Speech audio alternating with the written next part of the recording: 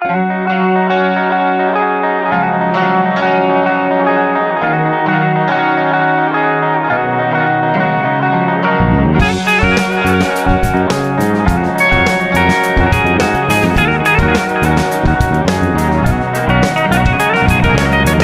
Huijago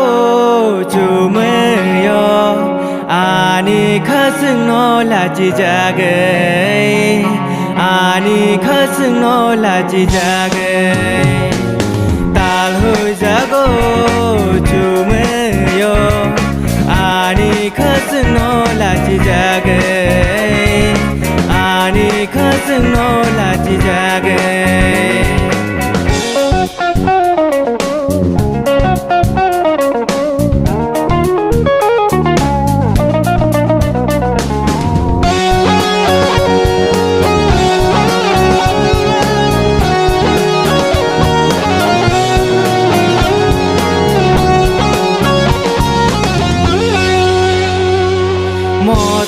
Motom dung mali bahai bo chene mathango sali satung bo gorobe mathango ani khasni bahai no mane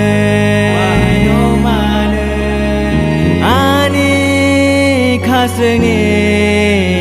sampli no nuge Tal Huijago chumeyo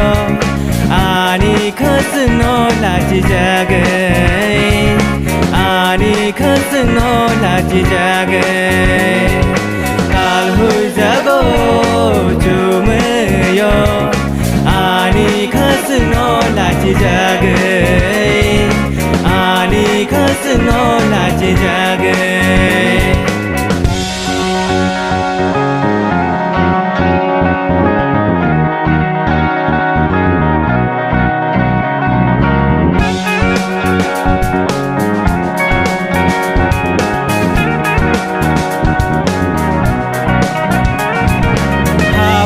Hapalni nai thogo la chi jago ani khachung no togroi togo la chi jago ani khachung no ani khasung ni nai thong no nuge ani khasung ni goro no nuge Tal Huijago chumeyo ani khasung no la chi jage ani khasung no la chi jage Tal Huijago chumeyo ani khasung no la chi jage ani khasung no la chi jage Tal Huijago chumeyo ani khasung no la chi jage ani khasung no la chi jage